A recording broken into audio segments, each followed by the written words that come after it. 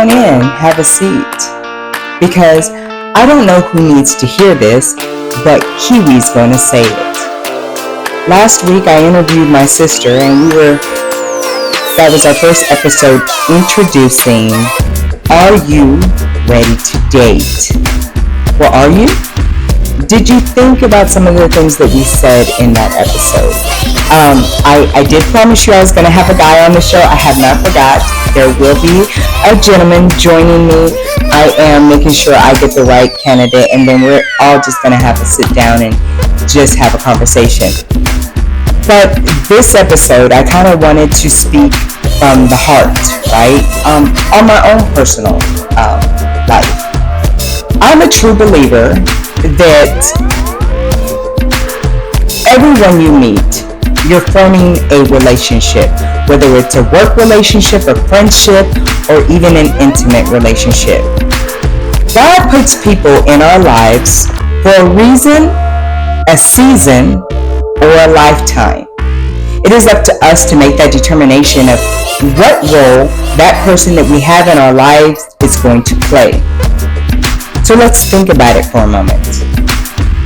All relationships require work sometimes. No, they actually require work all of the time.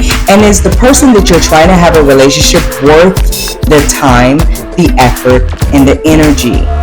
Remember we talked early on about cleaning out the closet, getting rid of all the negative people that are in your life, focusing on yourself, bettering yourself so that you can be at this stage in your life and be ready for a relationship. So after my first episode, I received quite a few messages, and as I appreciate, I'm very flattered. The question for me is, am I ready for a relationship? I'm still a work in progress. I am going to be brutally honest with you. I want to say I am ready for a relationship, but I honestly won't know that until I get into one. Then the next question was, what am I looking for? When we go out here and we start looking, have you ever been there? You're looking for something, you have your list, he has to be 6 feet, dark skin. Okay, I'm kind of giving it away what I like, but anyways, then you have to get out of your own element in your own way. Because what if that's not the guy for you or the girl for you, right? She has to be brown. You know, I hear all the time, a man wants her to be natural, so forth and so on. But at the end of the day, are you ready for a relationship? Because whoever you come across, if you're not ready for them, no matter if they hit all of your points on your list, if you're not ready for them, the relationship's not going to work out. So how do you know if you're ready? Mentally ready, physically ready, healthy. All these things are a factor when you are in a relationship. Why is that? If I'm not healthy, why would I want to be a burden to somebody else? I said earlier, God puts people in your life for a reason, a season, or a lifetime. What are you going to be to the next person? You know, I always say, if you stop and smile at someone, that's the reason. You gave them a reason to smile and you kept it moving. You may never see that person ever again, but that was a reason. Or a season. You can have a work buddy and you guys are the best at working, you're very compatible, and then they decide that they want to move on in their career, and so they no longer are working for the company. So that was a season. Or is it a lifetime? Have you met your lifetime mate? I can honestly say I have. I've met him. I've had the opportunity to love him, and he knows who he is. And with that being said, when I love somebody, the love just doesn't stop because we are no longer together. I still love this man to this day with my whole heart, and that's never going to change. Now, does that prevent me from actually dating and moving on and finding someone else to love? No, it doesn't. But it's a great opportunity in which I had, and I count my blessings for it. And I really believe God brought this person in my life because I learned so much about myself. Don't get into a relationship that only benefits the other person. Don't get into a relationship where you're always giving or always receiving. That's very selfish, to be in a relationship and you're always receiving. What is that? Because that eventually, that person's going to be looking for something, and what are you doing for them? Let's not be selfish when we're in relationships. Relationships require work, and that means not being selfish. You can't be selfish. It has to be, they say 50-50, but it's not always going to be 50-50. Sometimes it's going to be 70-30. Sometimes it's going to be 60-40. But the point that I'm trying to make is that it fluctuates. They may be a giver, you take, but give back. It requires work, and what I've learned today in this dating arena, nobody wants to put in the work. Not women, not men. We just want to and be happy-go-lucky, no problems, no drama. Sweetheart, let's be real. That does not exist. So please stop looking for that, because it doesn't exist. I had a conversation with a good friend of mine, and the illustration that was brought was, you have this fishing pole, and I'm going to throw it out there, and what I get back, I'm going to look at it and be like, oh my goodness. What blew me out of the water of this conversation was the bait that you use makes a difference.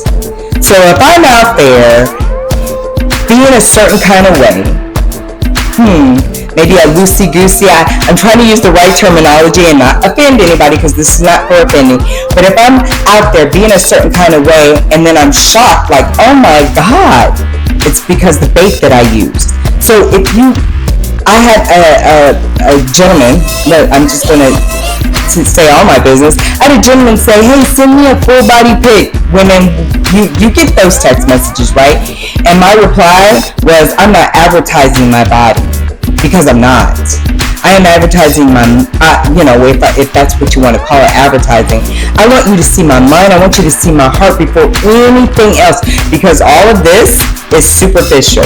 Anything can happen to me, and I need to know that you're still going to love me no matter what. Have I experienced that? Yes.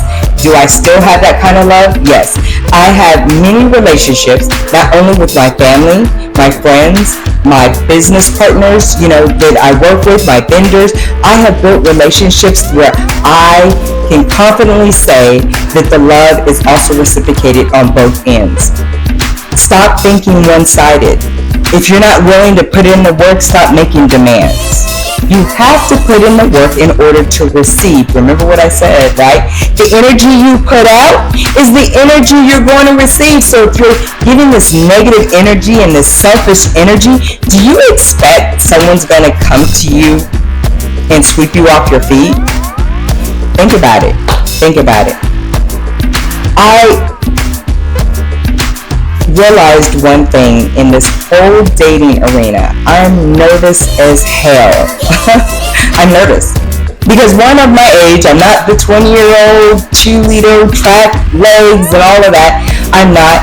And I would have said at this point in my life, even though I've had the benefit of being married twice, and I've had the benefit of being in long-standing relationships, I already know for a fact I'm not going to end my remaining years being single. I will have that special guy.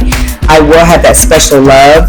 Even though I've experienced special loves and special men in my life, I'm going to have that, because I know that I'm working on myself daily, self-reflecting daily.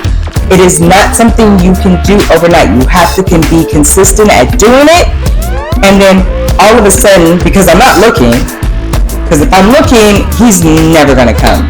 It's like watching a pot of boiling water. It takes forever and it just never happens, right? So I'm saying all that to say, I want to end by, one, giving you an assignment. The assignment is, if you have a list of who you are looking for, we're not supposed to be looking, but who your ideal man or woman is. If you have this list, make the list comparable to you, and the things that you are asking for, do you give? Don't ask somebody for something that you don't even have or that you're not willing to give. It's kind of like, I want a man with a Mercedes, but I'm driving I don't want to knock any cars, right? Because a vehicle is a vehicle. But if you're having these champagne tastes, but yet you're sipping on beer over here, that's really not fair for those expectations. Stop setting expectations for someone else that, one, doesn't even know you're setting them, two, that it's just going to be a letdown for you. So reduce it some. I'm not saying you have to settle, but set expectations that you can meet yourself. It's only fair to your partner. That will eliminate a lot of resentment and strife. So I want to share a story. There's an app where I wanted to use in my business that I do for a living as a community director. It's called Nextdoor, and I was on Nextdoor trying to get my community, which I manage, to be a part of that, so that we can alert each other of crime, lost dogs, lost children, and in the midst of me sending these messages out every morning, everybody remembers, I would always start everybody's Friday, Happy Friday, have a good day, so forth and so on. Well, I was doing this on Nextdoor very faithfully. I ran across this in my inbox, a message, and the message was very polite, very respectful, and we kept inboxing back and forth, even though that wasn't my purpose of being on Nextdoor.